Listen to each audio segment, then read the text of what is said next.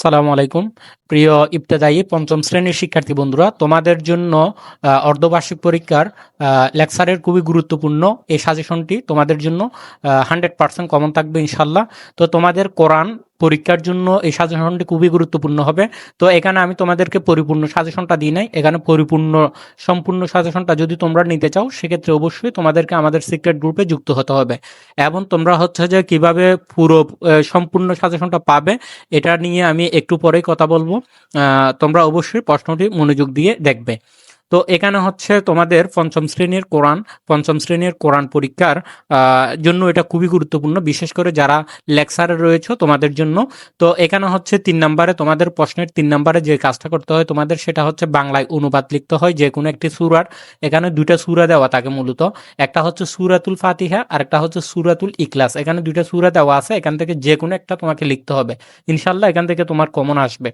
তারপর হচ্ছে 4 নম্বরে তোমাদের যেটা থাকে সেটা হচ্ছে বাম পাশের অংশের সাথে ডান পাশের অংশের মিল করো। অর্থাৎ এখানে তোমাকে এই বাম পাশের যেগুলো আছে এগুলোর সাথে ডান পাশের এগুলো মিলাতে হবে। মিলিয়ে একটা লাইনে তোমাকে কি করতে হবে, লিখতে হবে। অর্থাৎ একটা একটা করে লাইন লিখতে হবে। তখন হবে এখানে হচ্ছে কয়টা, 5টা লাইন হবে, অর্থাৎ 5টা বাক্য তৈরি হবে। তো বাম পাশের সাথে ডান পাশ মিলাতে হবে। যাই হোক, 4 নম্বরে এটাই থাকবে। তারপরে হচ্ছে যে তোমার 1 নম্বরে থাকবে হচ্ছে সংক্ষিপ্ত প্রশ্ন। এখানে তোমার 10টি সংক্ষিপ্ত প্রশ্ন থাকবে, 10টিরই উত্তর দিতে হবে। প্রত্যেকটা সংক্ষিপ্ত প্রশ্নের জন্য 1 নাম্বার করে, কারণ এগুলো এক কথায় উত্তরের মতো, প্রায় একদম ছোট প্রশ্ন। এই কারণে প্রত্যেকটার মান হচ্ছে 1 নাম্বার। 10টা লিখতে পারলে তুমি 10 নাম্বার পেয়ে যাবে। যেমন এখানে ক নম্বরে আছে কোরআনের আলোকে জীবন চালাতে হলে কোরআনের কি বুঝতে হবে। তারপর হচ্ছে খ নম্বর আছে কোরআন তেলাওয়াত শুনে ইসলাম গ্রহণ করেন কে। তারপর হচ্ছে গ নম্বরে আছে প্রয়োজন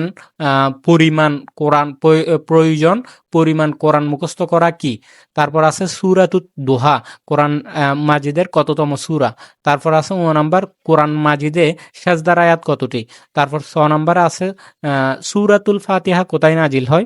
তারপর 6 নম্বরে আছে সূরাতুল ইখলাস কিসের কথা বলা হয়েছে সূরাতুল ইখলাসে।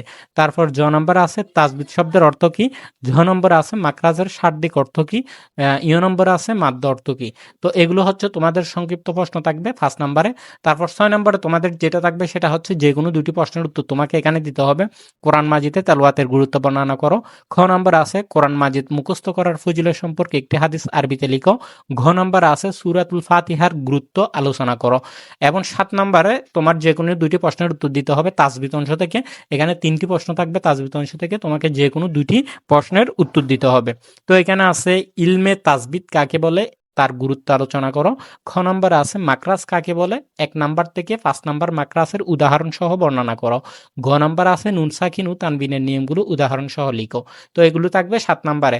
8 নম্বরে হচ্ছে তাজবিদের কায়দা লিখন, অর্থাৎ এটার কায়দাগুলো তোমাদেরকে তাজবিদের কায়দার আলোকে লিখতে হবে।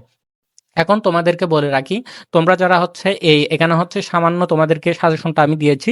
তোমরা পরিপূর্ণ প্রশ্নের সাজেশনটা তোমরা যারা চাচ্ছ বা তোমাদের যাদের প্রয়োজন লেকচারের, তোমরা অবশ্যই উপরে দেওয়া নাম্বারে যোগাযোগ করবে সকল বিষয়ের। তোমরা শুধুমাত্র তারাই মেসেজ দিবে আমাদেরকে যারা হচ্ছে সকল বিষয়ের সাজেশনগুলো মাত্র 500 টাকায় নিতে চাও, শুধুমাত্র তোমরাই আমাদেরকে মেসেজ দিবা। তোমরা যদি টাকা দিয়ে ফ্রিতে চাও তাহলে মেসেজ দেওয়ার দরকার নাই, যারা হচ্ছে টাকা দিয়ে নিতে চাও তারা দিবা। আরেকটা বিষয়, তোমাদেরকে এইভাবে আমরা প্রত্যেকটা বিষয়ের উপর সাজেশন দিব ধারাবাহিকভাবে। তো সবগুলো সাজেশন পাওয়ার জন্য অবশ্যই আমাদের ইউটিউব চ্যানেলটি সাবস্ক্রাইব করে আমাদের সাথে যুক্ত থাকবে। তোমাদের সবাইকে অনুরোধ রইল তোমরা অবশ্যই সাবস্ক্রাইব করে দিবে, যাতে পরবর্তীতে আমরা যতগুলো বিষয়ের সারবো সবগুলো বিষয়ের তুমি যাতে সবগুলো সাজেশনগুলো তুমি পেয়ে যাও। তো অবশ্যই আমাদের ইউটিউব চ্যানেলটি সাবস্ক্রাইব করে আমাদের সাথে যুক্ত থাকলে অবশ্যই তুমি অনেক বেশি উপকৃত হবে বলে আমরা মনে করি। তো অবশ্যই আমাদের ইউটিউব চ্যানেলটি সাবস্ক্রাইব করার অনুরোধ রইল।